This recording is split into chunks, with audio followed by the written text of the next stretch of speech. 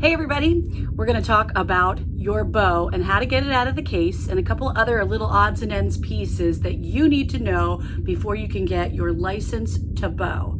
The first thing I'm going to address is getting your bow out of the case. Now, if you're a cello or a bass player, it's really easy. All you do is just unzip it and grab it from this piece right here, which should be right at the top. This piece right here, everybody, is called the frog. Everybody say frog, frog. And you're going to grab it from that to pull that out of the case if you're a cello or a bass player. But if you're a violin or a viola player, we have something different that we need to do. Inside your case, you're either going to have a latch that looks like this or looks like this.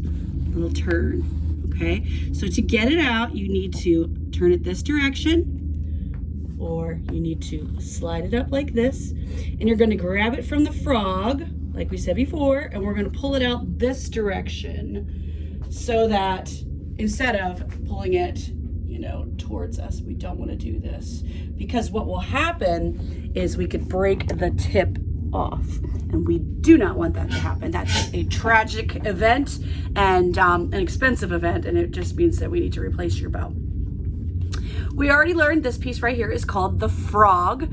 This piece right here is called the screw. Everybody say screw, screw. This long piece right here is called the stick.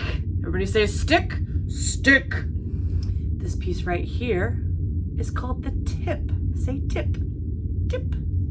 Now, this white stuff here is called, it's the hair, it's horsehair. Yes, it's real horsehair. It's from the horse's tail. And so we do not want to touch the hair because our hands have oils and dirt in them. And if the hair gets dirty, it won't work properly. And so we want to make sure we don't touch the hair. Now, every once in a while, this could happen. I don't know if you can be able to see this in the video, but every once in a while, you might end up with a loose hair. Don't panic, it's okay. Just like people's hair comes out, falls out, so do bow hairs. Just let Mrs. Rad know and I can take care of that. Super, super easy. Now, in addition to all of these things, there's this fun piece of metal. It's got a really fun name. It's called the ferrule. Everybody say ferrule, ferrule. You might not know this person's name, but Buddy the Elf, his name is Will Ferrell.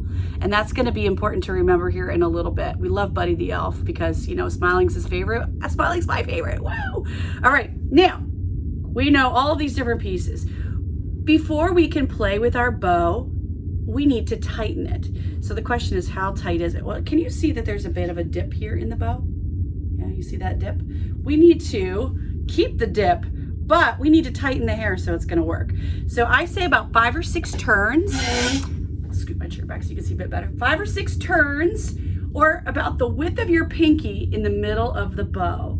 So I'm going to turn this, and hopefully you can see this, how it gets tighter. Here we go. 1, 2, 3. Oh, I can see. 3, 4, 5.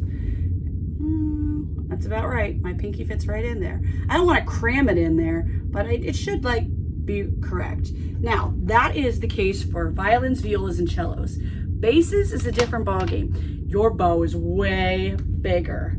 And so for you, when you tighten your bow, it needs to be about the width of your thumb in the middle. So I'm going to tighten this one up. 1, 2, 3, 4, 5, maybe 6.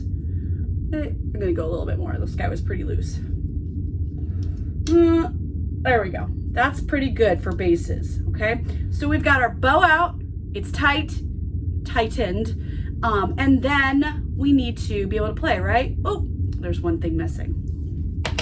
We need to put something special on our bow hair. It is called rosin. And you may have some in your case. And if you don't, we'll make sure that you do. It might look like this. And when you go to open the case up here, it'll look like this. Or it may look like this. Or if you're a bass player, it might look like this. Now, this rosin is sticky. It's really sticky. It doesn't feel sticky at first, but after a while, it does. And so what it is, it's like tree sap. And we're going to make our bows sticky. And the way that we're gonna do that is I'm gonna hold it at the frog, and I'm gonna hold the rosin with my other hand, and I'm gonna make it so that I'm getting rosin on the hair because I'm making it sticky. And when I rub the two surfaces together, I create friction. And friction makes what, kids? Heat. So I'm melting the rosin. And I'm gonna do about 10 to 15 swipes. So here I go. That's up and down. 1, 2, 3, 4, 5, 6, 7, 8, 9, 10. Good for now. Now, basses, that works for violins, violas, and cellos. Basses, your rosin is really soft. It doesn't feel soft, but if you leave it sitting out, it will like, woo, it'll all go all jelly mold everywhere, and it's a horrible mess to clean up.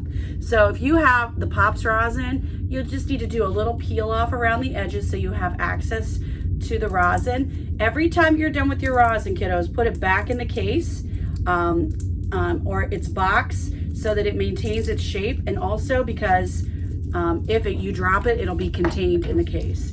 Base, here we go. This takes like 4 swipes, and then it's super sticky. And then back in the case. The thing about rosin, if you drop it, it will shatter into a gajillion pieces. And if you don't pick it up right away, it's super sticky. And then, believe it or not, the ants come running for it. So we don't want ants, but we want to make sure we take care of our rosin. Now, when we go to actually use our bow, a couple things we need to know before I finish out this video with you. One, I told you this is the tip. A lot of kids like to use this to like point to things, or they like to stand and they put it into their foot when they're standing if they're a bass player, or they like to tap on their stand with it. We don't want to do that. We want to protect our bow. It should not hit anything. We shouldn't point anything with it, because this piece right here, the tip, this white part that's protecting it, that can break off. And when that breaks off, then we're about to have a major accident with our bow, and all the hair will go pew. And it looks really cool, but it's a really expensive cool, and we have to get another bow. When we are all finished with our bow and playing with the bow, we need to loosen the bow. And so again, you just grab it by the frog and you turn it. Now lots of kids say, which way do you turn it, Mrs. Rad? Guess what? Figure it out. If it's not loosening, turn it the other way. It's okay. Nothing terrible will happen. Okay, so this guy is nice and loose and it's ready to go.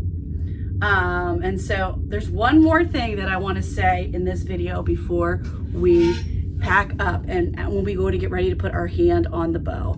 Remember I told you about this metal piece right here? This is the ferrule. And every bow has a ferrule. Ferrule. Uh-oh. Yeah. And it's, remember I told you Buddy the Elf, it's like ice. So you can see here on your bow, you see this bump right here? Okay. At some point here, we're going to be putting our thumb in front of this bump. Remember I talked about, we got our thumb and we're going to make a banana split. This is a banana split. And I want my banana split to be nice and cold. So I'm going to put it in front of the bump. Do you see the bump? In front of the bump and leaning against the ferrule because it's icy cold, because Buddy the Elf is from the North Pole. So keep that in mind as we go to get our hand set up. And we will go through all of the left hand setup. I'm sorry, this is the right hand setup to get that in place. So we've loosened the bow. And when we go to put it back in the case, tip goes in first. If you're a cello or bass player and you put your instrument back in the case, straight down in. If you're a violin or viola player, bow goes in first, and then you either turn the vertical turn or you slide the piece around. You want to make sure that the bow is in securely, because if you don't have that secured, it will come down and it will hit the top of your instrument, and you don't want that to happen. Lots of information here, holy cow. Watch out for the quiz. There's lots to remember. I hope you remember it. Remember, this is the screw. This is the frog. Stick. Tip. Horsehair. Ferrule. This stuff here is called rosin, and we want to make sure that we always put the rosin back in the container and that we loosen our bow when we put it away and we tighten it when we get it out. Violins and violas, the width of your pinky, and cellos as well. Basses, the width of your thumb. All right, kids, let's get this license. Let's get it this week. Have a great day.